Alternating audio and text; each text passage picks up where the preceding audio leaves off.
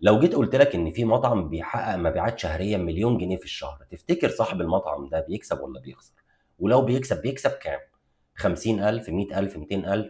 للوهلة الأولى ولمّا الناس بتسمع رقم مبيعات زي ده مليون جنيه شهريًا، فأوتوماتيك الرد التلقائي بتاعها إن صاحب المطعم ده ما شاء الله أكيد بيكسب كويس جدًا.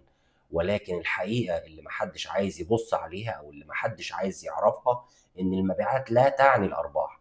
المبيعات المليون جنيه دي مش بتقول لك أي حاجة عن الربح، وده اللي هنتكلم عنه في فيديو النهارده. مثال النهارده أو الcase study بتاعة النهارده هو مطعم بيحقق مبيعات شهرية بمليون جنيه في الشهر. بس تعالَ نفُك الرقم ده ونشوف فعلًا ما وراء الرقم المليون جنيه دي.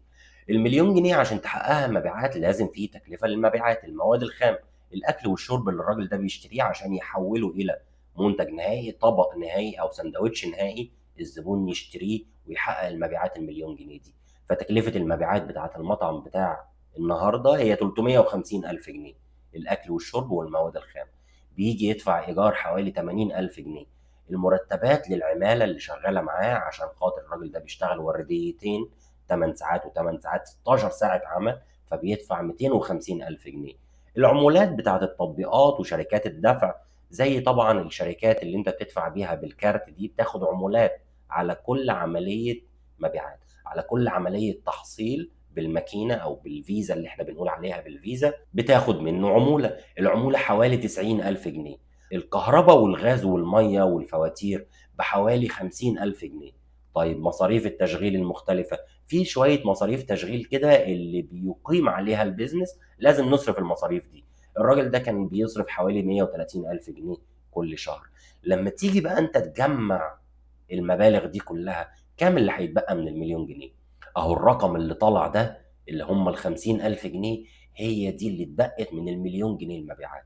يعني الرقم بتاع المليون جنيه دي ما كانش هو المكسب، ما كانش هو ده اللي بيقول إن الbusiness ده بيكسب والّا بيخسر، لإن ال50,000 جنيه تمثّل 5% بس من قيمة المليون جنيه، فالربح بتاع الراجل طول الشهر من أجل 5% بس، عشان خاطر 5% نسبة الأرباح بتاعته. حاجة جميلة جدًا، كويس إن هو بيكسب أساسًا في الأيام اللي إحنا فيها دي. لكن تعالَ بقى نشوف على الجانب الآخر، ماذا لو أسعار المواد الخام ارتفعت؟ ماذا لو إن العمالة طلبت بزيادة مرتبات؟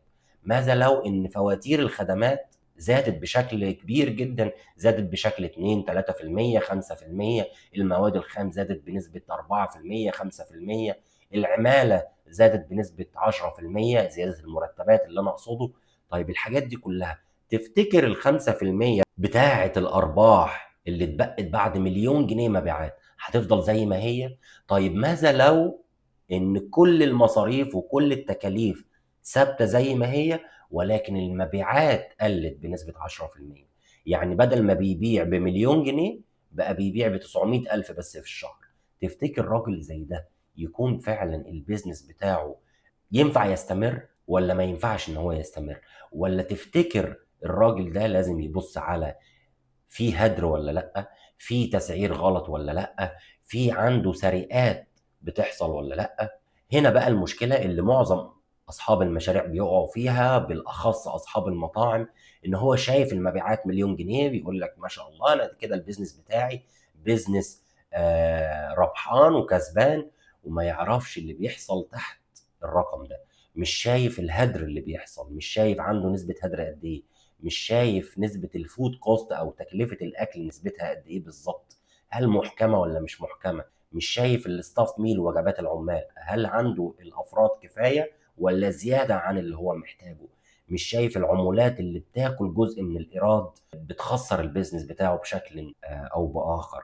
عشان كده ممكن يكون في مطعم بيبيع أقل بكتير جدًا ولكن بيكسب أكتر منه. عشان كده أول سؤال لازم تسأله لنفسك لو كان عندك مطعم أو أنت من أصحاب أي مشروع، أي business لازم تسأل السؤال ده، أنا اتبقى كام بعد المبيعات؟ مش أنا بِعت بكام، اتبقى ليّا كام؟ ودي نقطة مهمة جدًا، لإن المبيعات بتدّي لك إحساس حلو جدًا، إحساس متفائل، لكن الأرباح هي اللي بتدفع الإيجار، هي اللي بتدفع المصاريف بتاعة العمال، هي اللي بتدفع المرتبات، هي اللي بتدفع الفواتير اللي عليك.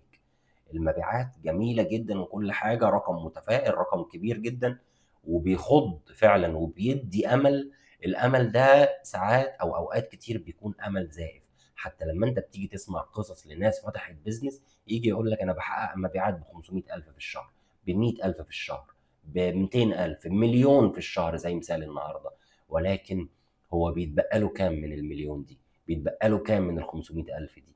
هو ده الرقم اللي بيخلي البيزنس فعلا يستمر، او الراجل ده بيصرف من راس المال عشان يعوض الخسارة؟ زي ما احنا كده بنقول بيصرف من لحم الحي.